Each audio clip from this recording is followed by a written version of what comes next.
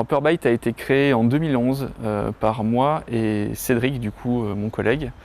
La volonté, c'est de créer des jeux vidéo de petite ampleur, mais en créer une fois tous les 2-3 ans et les sortir et en vivre, tout simplement. Chez Upperbyte, donc, je suis co-gérant et directeur technique. Donc la partie co-gérant, c'est toutes les paperasses et ce qui va bien.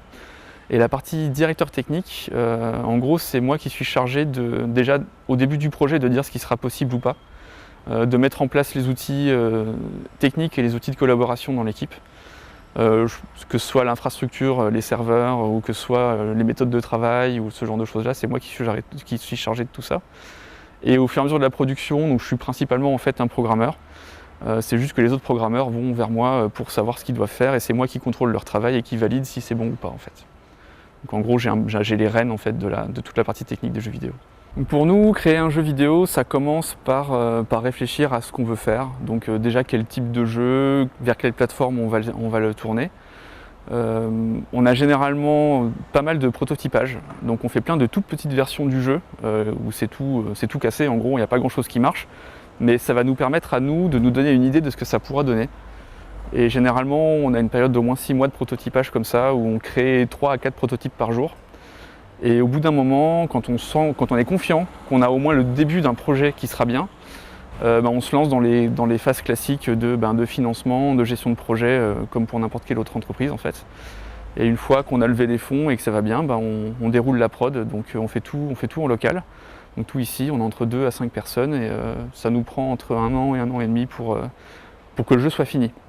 Donc pas commercialisé, mais que le jeu soit fini, donc on peut commencer à penser à la commercialisation. Au niveau de la commercialisation, on fait faire ça par des partenaires, parce que c'est pas notre travail à la base et ça prend beaucoup de temps, donc on préfère se concentrer sur ce qu'on sait faire, donc la production, et laisser les grandes personnes s'occuper de la distribution. C'est principalement la distribution par internet. Donc sur PC c'est Steam et sur les consoles c'est du coup les plateformes de distribution spécifiques à chaque constructeur. Alors le gros avantage de la distribution numérique, c'est l'absence de coût initial. C'est-à-dire de devoir gérer des stocks, de devoir produire des galettes en grande série.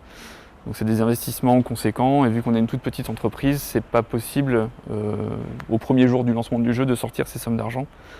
Donc ça c'est très bien. Ce qui est très bien aussi, c'est qu'il n'y a pas de coût supplémentaire. C'est-à-dire qu'on peut en vendre autant qu'on en veut. On ne paiera pas plus cher en fait la plateforme de distribution, c'est un pourcentage fixe. Et ce qui est bien aussi, c'est que c'est assez facile d'accès. Ça devient relativement simple maintenant de mettre ces jeux en ligne, une fois que la plateforme évidemment est d'accord pour le mettre en ligne.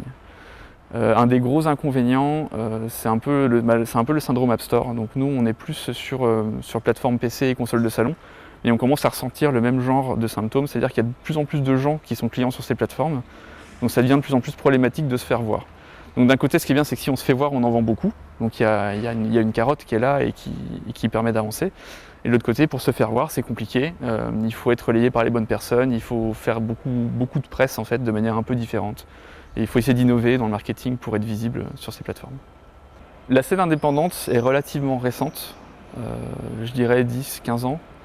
Mais il y a toujours eu en fait des jeux vidéo qu'on appelait à l'époque garage ou qu'on appelait toujours des jeux vidéo des gens qui avaient moins de moyens mais qui étaient passionnés. Et du coup aujourd'hui on observe quand même une démocratisation de tous les outils de développement de jeux vidéo. Donc que ce soit les moteurs de jeux vidéo, que ce soit les outils pour la création graphique ou ce genre de choses là, il y a de plus en plus de gens formés, de plus en plus d'outils accessibles au niveau des entreprises. Dans accessible, ça veut dire que c'est pas un prix exorbitant. Et qui permet à des équipes beaucoup plus petites de faire des jeux qui vont intéresser plus de gens en fait. Donc je ne suis pas sûr que ce soit vraiment à cause du fait qu'il y ait beaucoup d'indépendants que le marché soit saturé. Ça vient avant tout que le marché est plus accessible pour les entreprises en fait.